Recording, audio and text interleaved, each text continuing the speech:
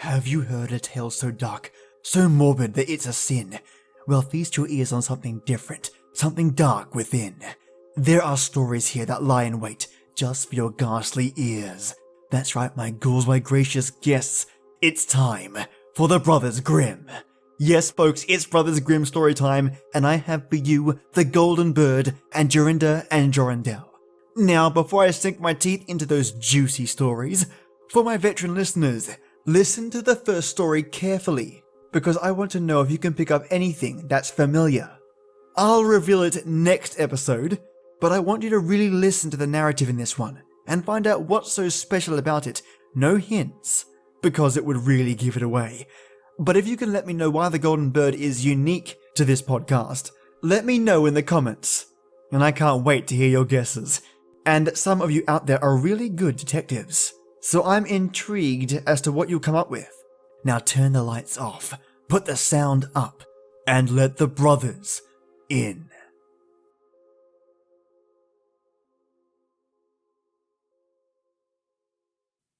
The Brothers Grimm. The Golden Bird. A certain king had a beautiful garden, and in the garden stood a tree that bore golden apples. These apples were always counted, and about the time when they began to grow ripe, it was found that every night one of them was gone. The king became very angry at this, and ordered the gardener to keep watch all night under the tree. The gardener set his eldest son to watch, but about 12 o'clock he fell asleep, and in the morning, another one of the apples was missing. Then the second son was ordered to watch, and at midnight he too fell asleep, and in the morning, another apple was gone. Then the third son offered to keep watch, but the gardener at first would not let him, for fear some harm should come to him. However, at last he consented, and the young man laid himself under the tree to watch. As the clock struck 12, he heard a rustling noise in the air, and a bird came flying that was of pure gold. And as it was snapping at one of the apples with its beak, the gardener's son jumped up and shot an arrow at it, but the arrow did the bird no harm, only it dropped a golden feather from its tail, and then flew away. The golden feather was brought to the king in the morning, and all the council was called together. Everyone agreed that it was worth more than all the wealth of the kingdom, but the king said, "One feather is of no use to me. I must have the whole bird." Then the gardener's eldest son set out and thought to find the golden bird very easily, and when he had gone but a little way, he came to a wood, and by the side of the wood he saw a fox sitting. So he took his bow and made ready to shoot at it. Then the fox said, "Don't shoot me, for I will give you good counsel. I know what your business is, and that you want to find the golden bird. You will reach a village in the evening, and when you get there, you will see two inns opposite to each other, one of which is very pleasant and beautiful to look at. Go not in there, but rest for the night in the other, though it may appear to you to be very poor and mean." But the son thought to himself, "What can such a beast as this know about the matter?" So he shot his arrow at the fox, but it missed, and it set up its tail above its back and ran into the wood. Then he went his way, and in the evening came to the village where the two inns were, and in one of these were people singing and dancing and feasting, but the other looked very dirty and poor. "I should be very silly," said he, "if I went to that shabby house and left this charming place." So he went into the smart house, and ate and drank at ease, and forgot the bird, and his country too. Time passed on, and as the eldest son did not come back, and no tidings were heard of him, the second son set out, and the same thing happened to him. He met the fox, who gave him the good advice, but when he came to the two inns, his eldest brother was standing at the window, where the merrymaking was, and called to him to come in, and he could not withstand the temptation, but went in and forgot the golden bird, and his country in the same manner. Time passed on again, and the youngest son too wished to set out in the wide world to seek for the golden bird. But his father would not listen to it for a long while, for he was very fond of his son, and was afraid that some ill luck may happen to him also, and prevent him coming back. However, at last it was agreed he should go, for he would not rest at home. And as he came to the wood, he met the fox, and heard the same good counsel. But he was thankful to the fox, and did not attempt his life as his brothers had done. So the fox said, "Sit upon my tail, and you will travel faster." So he sat down, and the fox began to run, and away they went over stock and stone, so quick that their hair whistled in the wind. When they came to the village, the son followed the fox's counsel, and without looking about him, went to the shabby inn, and rested there all night at his ease. In the morning came the fox again, and met him as he was beginning his journey, and said, "Go straight forward till you come to a castle, before which lie a whole troop of soldiers, fast asleep and snoring. Take no notice of them, but go into the castle and pass on till you come to a room, where the golden bird sits in a wooden cage. Close by it stands a beautiful golden cage, but do not try to take the bird out of the shabby cage and put it in the handsome one, otherwise you will repent it." Then the fox stretched out his tail again, and the young man set himself down, and away they went over stock and stone, till their hair whistled in the wind. Before the castle gate all was as the fox had said, so the son went in and found the chamber where the golden bird hung in a wooden cage, and below stood the golden cage, and the 3 golden apples that had been lost were lying close by it. Then thought he to himself, "It will be a very droll thing to bring away such a fine bird in this shabby cage." So he opened the door and took hold of it, and put it into the golden cage. But the bird set up such a loud scream that all the soldiers awoke, and they took him prisoner and carried him before the king. The next morning the court sat to judge him, and when all was heard, it sentenced him to die, unless he should bring the king the golden horse, which could run as swiftly as the wind. And if he did this, he was to have the golden bird given him from his own. So he set out once more on his journey, sighing and in great despair, when on a sudden his friend the fox met him, and said, "You see now what has happened, on account of your not listening to my counsel. I will still, however, tell you how to find the golden horse. If you will do as I bid you, you must go straight on, till you come to the castle where the horse stands in his stall. By his side will lie the groom fast asleep and snoring. Take away the horse quietly, but be sure to put the old leather saddle upon him, and not the golden one that is close by it."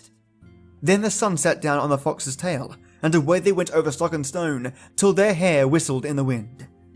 All went right, and the groom lay snoring with his hand upon the golden saddle.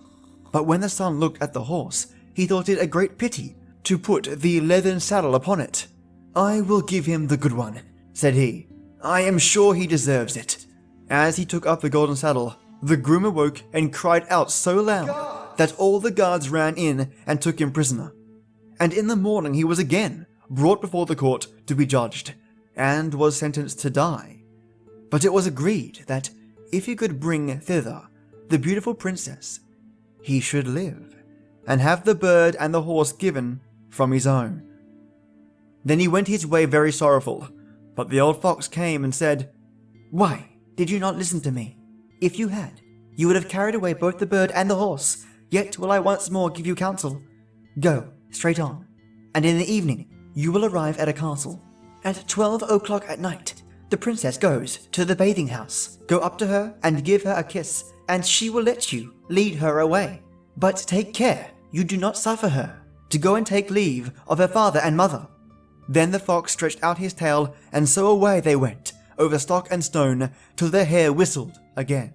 As they came to the castle, all was as the fox had said, and at 12 o'clock the young man met the princess going to the bath, and gave her the kiss, and she agreed to run away with him, but begged with many tears that he would let her take leave of her father. At first he refused, but she wept still more and more, and fell at his feet, till at last he consented. But the moment she came to her father's house, the guards awoke, and he was taken prisoner again. Then he was brought before the king, and the king said, "You shall never have my daughter, unless in 8 days you dig away the hill that stops the view from my window." Now this hill was so big that the whole world could not take it away. And when he had worked for 7 days and had done very little, the fox came and said, "Lie down and go to sleep. I will work for you." And in the morning he awoke, and the hill was gone. So he went merrily to the king, and told him that now that it was removed, must give him the princess. Then the king was obliged to keep his word, and away went the young man and the princess. And the fox came and said to him, "We will have all three, the princess, the horse, and the bird." "Ah," said the young man, "that would be a great thing, but how can you contrive it?" "If you will only listen," said the fox, "it can be done. When you come to the king, and he asks you for the beautiful princess, you must say, 'Here she is.' Then he will be very joyful, and you will mount the golden horse that they are given to you, and put out your hand to take leave of them, but shake hands with the princess last. Then lift her quickly onto the horse behind you, clap your spurs to his side, and gallop away as fast as you can." All went right. Then the fox said, "When you come to the castle where the bird is, I will stay with the princess at the door, and you will ride in and speak to the king. And when he sees that it is the right horse, he will bring out the bird, but you must sit still and say that you want to look at it, to see whether it is the true golden bird, and when you get it in your hand, ride away." This too happened as the fox said. They carried off the bird, the princess mounted again, and they rode on to the great wood. Then the fox came and said, "Pray, kill me, and cut off my head and my feet." But the young man refused to do it. So the fox said, "I will at any rate give you good counsel. Beware of 2 things. Ransom no one from the gallows, and sit down by the side of no river." Then away he went. "Well," thought the young man, "it is no hard matter to keep that advice." He rode on with the princess till at last he came to the village where he had left his 2 brothers. And there he heard a great noise and uproar. And when he asked what was the matter, the people said, "2 men are going to be hanged." As he came nearer, he saw that the 2 men were his brothers, who had turned robbers. So he said, "Cannot they in any way be saved?" But the people said, "No," unless he would bestow all his money upon the rascals and buy their liberty. Then he did not stay to think about the matter, but paid what was asked. And his brothers were given up, and went on with him towards their home. And as they came to the wood where the fox first met them, it was so cool and pleasant that the 2 brothers said, "Let us sit down by the side of the river, and rest a while, to eat and drink." So he said, "Yes," and forgot the fox's counsel, and sat down on the side of the river. And while he suspected nothing, they came behind and threw him down the bank, and took the princess, the horse, and the bird, and went home to the king their master, and said, "All this have we won by our labor." Then there was great rejoicing made, but the horse would not eat, the bird would not sing, and the princess wept. The younger son fell to the bottom of the river's bed. Luckily it was nearly dry, but his bones were almost broken, and the bank was so steep that he could find no way to get out. Then the old fox came once more, and scolded him for not following his advice. Otherwise no evil would have befallen him. "Yet," said he, "I cannot leave you here, so lay hold of my tail, and hold fast." Then he pulled him out of the river, and said to him, as he got upon the bank, "Your brothers have set watch to kill you, if they find you in their kingdom." So he dressed himself as a poor man, and came secretly to the king's court, and was scarcely within the doors when the horse began to eat, and the bird to sing, and the princess left off weeping. Then he went to the king, and told him all his brother's roguery, and they were seized and punished, and he had the princess given to him again, and after the king's death he was heir to his kingdom. A long while after, He went to walk one day in the wood, and the old fox met him, with tears in his eyes, to kill him, and cut off his head and feet. And at last he did so, and in a moment the fox was changed into a man, and turned out to be the brother of the princess, who had been lost a great many years. And that concludes The Golden Bird. Jorinda and Jorindel. There was once an old castle that stood in the middle of a deep, gloomy wood, and in the castle lived an old fairy. Now, this fairy could take any shape she pleased. All the day long she flew about in the form of an owl, or crept about the country like a cat. But at night she always became an old woman again. When any young man came within 100 paces of her castle, he became quite fixed, and could not move a step till she came and set him free, which she would not do till he had given her his word never to come there again. But when any pretty maiden came within that space, she was changed into a bird, and the fairy put her into a cage and hung her up in a chamber in the castle. There were 700 of these cages hanging in the castle, and all with beautiful birds in them. Now there was once a maiden whose name was Jorinda. She was prettier than all the pretty girls that ever were seen before, and the shepherd lad, whose name was Jorindel, was fond of her, and they were soon to be married.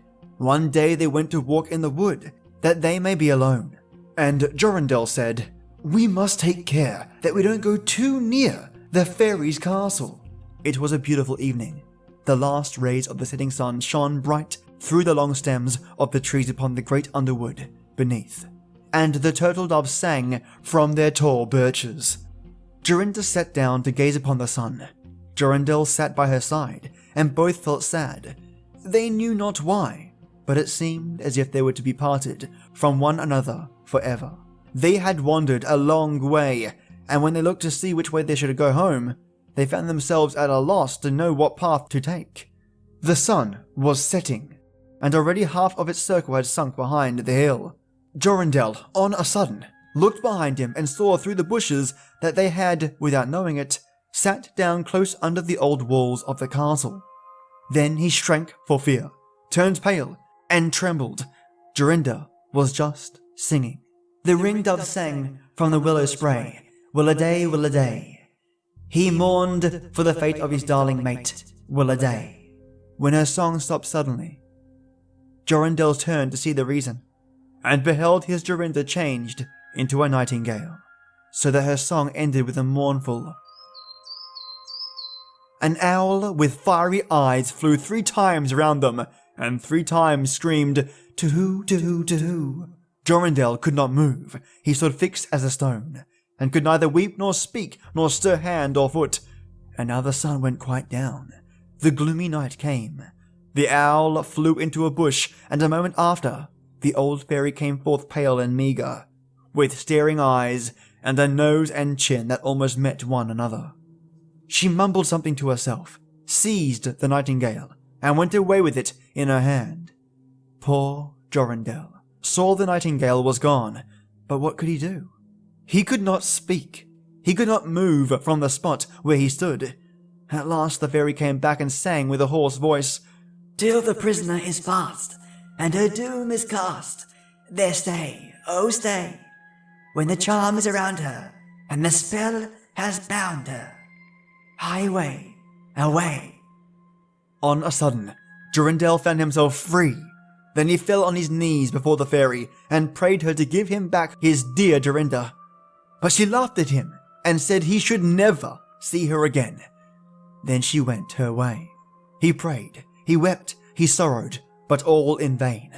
"Alas," he said, "what will become of me?" He could not go back to his own home, so he went to a strange village, and employed himself in keeping sheep. Many a time did he walk around and around, as near to the hated castle as he dared go, but all in vain. He heard or saw nothing of Jorinda. At last he dreamt one night that he found a beautiful purple flower, and that in the middle of it lay a costly pearl. He dreamt that he plucked the flower, and went with it in his hand into the castle, and that everything he touched with it was disenchanted, and that there he found his Jorinda again. In the morning when he awoke, he began to search over hill and dale for this pretty flower, and 8 long days he sought for it in vain. But on the 9th day, early in the morning, he found the beautiful purple flower, and in the middle of it was a large dewdrop, as big as a costly pearl. Then he plucked the flower, and set out and travelled day and night, till he came again to the castle. He walked nearer than 100 paces to it, and yet he did not become fixed as before, but found that he could go quite close up to the door. Jorindel was very glad indeed to see this. Then he touched the door with the flower, and it sprang open, so that he went in through the court, and listened when he heard so many birds singing. At last he came to the chamber, where the fairy sat, with the 700 birds singing, in the 700 cages. When she saw Jorindel, she was very angry, and screamed with rage, but she could not come within 2 yards of him, for the flower he held in his hand was his safeguard. He looked around at the birds, but alas, there were many, many nightingales, and how then should he find out which was Jorinda? While he was thinking what to do, he saw the fairy had taken down one of the cages, and was making the best of her way off through the door. He ran, or flew after her, touched the cage with the flower, and Jorinda stood before him, and threw her arms around his neck, looking as beautiful as ever, as beautiful as when they walked together in the wood. Then he touched all the other birds with the flower, so that they all took their old forms again. And he took Jorinda home, where they were married, and lived happily together many years. And so did a good many other lads, whose maidens had been forced to sing in the old fairy's cage by themselves, much longer than they liked. And this concludes Jorinda and Jorindel. I'm going to make this week Brothers Grimm week, folks. So, send me your favourites or your recommendations straight to my email. It's StoriesFablesGhostlyTales@gmail.com. If you want a really easy way to email me, click in the episode notes to do so. And there's no particular order that I'm doing them in, just one that happens to catch my devious eye. And I'm eager to hear what you want narrated next. And because this podcast is every 2 days, not only do your votes count, but your emails influence the stories to come almost daily. So feel free to send me your stories and recommendations to that email, you brilliant ghouls, and I'll catch you Wednesday for more Grimm. As always, till next time.